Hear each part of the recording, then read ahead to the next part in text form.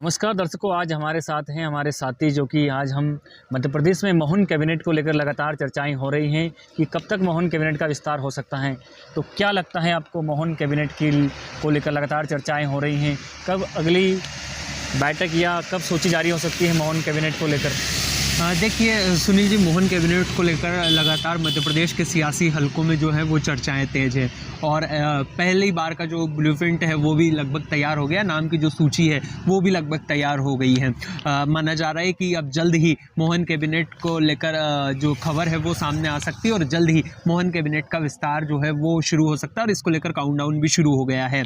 पिछले दिनों हमने देखा था जब मध्य प्रदेश के मुख्यमंत्री मोहन यादव ने अपने तमाम जो साथी मंत्री हैं उनका रिपोर्ट कार्ड तैयार किया था सरकार के 2 साल के कार्यकाल को पूरा होने पर। उसमें तमाम सरकार ने और तमाम अपने कैबिनेट के मंत्रियों ने कितना काम किया है, क्या उनकी आने वाले दिनों में रणनीति है, उन तमाम बारीक से बारीक मसलों पर कहीं ना कहीं खुद मुख्यमंत्री मोहन यादव ने रणनीति बनाई थी। और उसके बाद में उन्होंने खुद ने कहा था कि सरकार के 2 साल का कार्यकाल जब पूरा हो रहा है तो अपने तमाम साथियों का जो रिपोर्ट कार्ड है वो तैयार करना लाजमी भी है। तो अब इसके बाद में माना जा रहा है कि अब जल्द ही मोहन कैबिनेट के विस्तार की जो खबरें हैं, जो फाइनल ब्लूप्रिंट है वो तैयार किया जा सकता है और खुद गृह मंत्री अमित शाह, प्रधानमंत्री नरेंद्र मोदी या यूँ कहूँ कि दिल्ली दरबार इस पर मोहर लगाता हुआ नजर आएगा। और अब जब काउंटडाउन की बारी है तो जनवरी अंत तक जो है वो नाम भी हम सबके सामने आ जाएंगे। तो क्या लगता है आपको कि कौन कौन मंत्री इसमें शामिल किया जा सकते हैं और कौन मंत्री बाहर मोहन कैबिनेट से कर सकती है मोहन सरकार?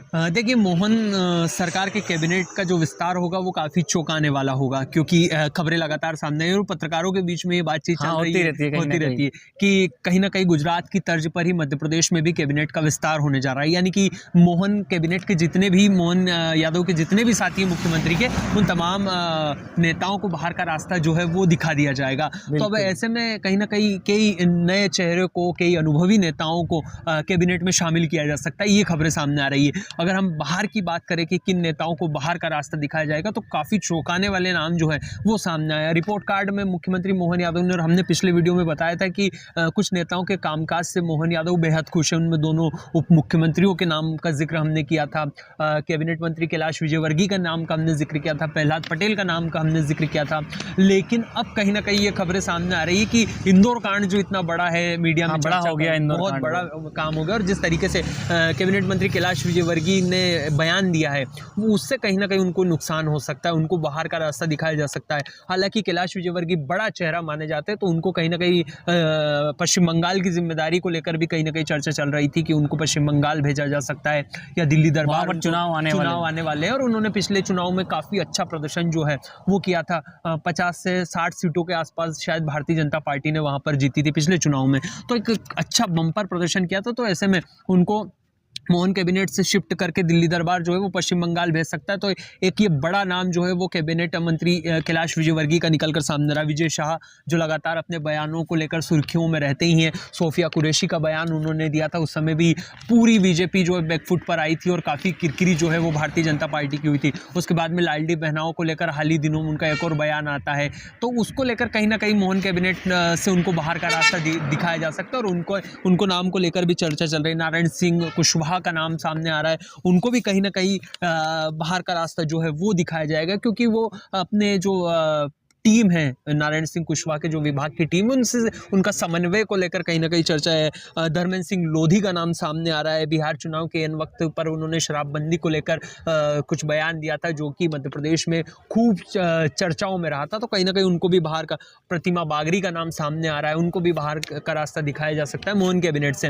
वो इसलिए क्योंकि उनके भाई का हाल ही में पुलिस कांड सामने आया था। गोविंद सिंह राजपूत बुंदेलखंड का बड़ा चेहरा माना जाता है। गोविंद सिंह राजपूत ज्योतिरादित्य सिंधिया के करीबी है, लेकिन कहीं ना कहीं बाहर का रास्ता दिखाया जा सकता है। हालांकि गोविंद सिंह राजपूत सेब चेहरों में से शामिल है, लेकिन कहीं ना कहीं उनका नाम विचार किया जाएगा। लखन पटेल का नाम भी सामने आ रहा है। तो ऐसे वो तमाम ये वो नाम है जिनको कहीं ना कहीं मोहन कैबिनेट से बाहर का रास्ता दिखाया जाएगा और इनकी जगह किसी अच्छे नेता को, अनुभवी नेता को कैबिनेट में शामिल किया जाएगा। वो नाम भी मैं लेकर आया हूँ, कुछ नाम निकाले हैं जिनको कैबिनेट में शामिल किया जा सकता है और जो बने रहेंगे, जिनके कामकाज से मोहन यादव खुश है। उनका नाम तो मैंने बताया, जगदीश देवड़ा हो गए, राजेंद्र शुक्ला, क्या कौन को शामिल किया जा सकता है? देखिए, पहला नाम पर अगर मैं जाऊंगा तो वो इंदौर से आने वाला है, क्योंकि अगर कैबिनेट मंत्री कैलाश विजयवर्गीय को बाहर किया जाएगा तो कैलाश विजयवर्गीय अपने पसंदीदा नेताओं को ही कैबिनेट में शामिल कैबिनेट में कराने की शामिल कोशिश करवाएंगे। करेंगे, तो उनमें कहीं ना कहीं रमेश मेंदोला का नाम आता है। रमेश मेंदोला इंदौर के बड़े नामी इंदौर के हैं। बड़े नामी हैं, लगातार रिकॉर्ड बनाने में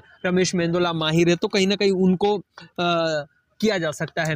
और भी ऐसे कई नाम जो है वो मोहन कैबिनेट में शामिल है जिनके पास अच्छे लंबे कार्यकाल का अनुभव है, उन नेताओं को कहीं ना कहीं मोहन कैबिनेट में शामिल किया जाएगा। लगातार ये खबरें चल रही है, हालांकि देखना होगा कि कब तक ये जो प्रिंट है वो तैयार होता है और किन किन नेताओं को जो है वो बाहर का रास्ता दिखाया जाता है, उसके बाद में ही ये नाम सामने इसमें आएंगे। एक और बड़ा फैक्टर है कि मध्य प्रदेश में क्या जातिगत समीकरण को लेकर भी मोहन कैबिनेट में किसी को जगहें मिल सकती हैं, ऐसा प्रयास लगातार मध्य प्रदेश में उठाए जा रहे हैं। देखिए, मोहन कैबिनेट में जातीय और सियासी समीकरण के साथ साथ क्षेत्रीय राजनीतिक समीकरण काफ़ी महत्वपूर्ण होने वाले हैं।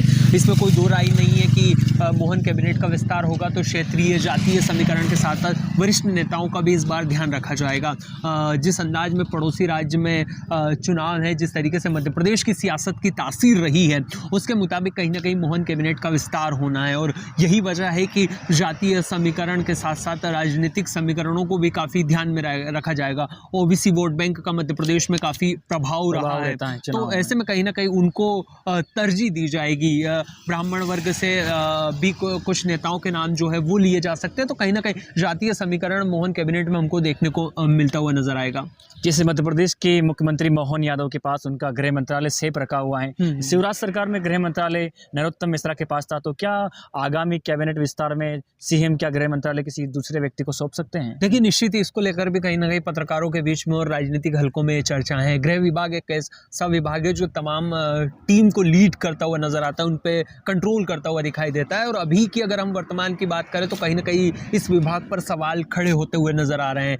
कई पुलिस प्रशासन के साथ साथ तमाम बाकी के जो अन्य अधिकारी, उन पे कहीं ना कहीं समन्वय की कमी जो है वो देखने को मिल रही है। मुख्यमंत्री का इतना टाइट शेड्यूल रहता है, तो कहीं ना कहीं बिजी होने की वजह से मुख्यमंत्री शायद गृह विभाग को सही से लीड नहीं कर पा रहे हैं। तो अब ऐसे आने वाले दिनों में कहीं ना कहीं अनुभवी चेहरों के पास जो है या फिर ऐसे नेता के पास ये विभाग जा सकता है जिसको राजनीति के साथ साथ प्रशासनिक स्तर पर अच्छी खासी पकड़ रहती हो। तो ऐसे में आने वाले दिनों में गृह विभाग जो है वो मुख्यमंत्री किसी अपने पसंदीदा नेता को जो है वो ट्रांसफर कर सकते हैं। जिसे सरकार के 2 साल बीत चुके हैं, आने वाले कुछ ही सालों में इलेक्शंस होने वाले हैं, तो क्या लगता है कि अगर नैतिकता के आधार पर अगर कैबिनेट का विस्तार होगा तो आने वाले इलेक्शन में मोहन सरकार को फायदा मिल सकता है इलेक्शन में?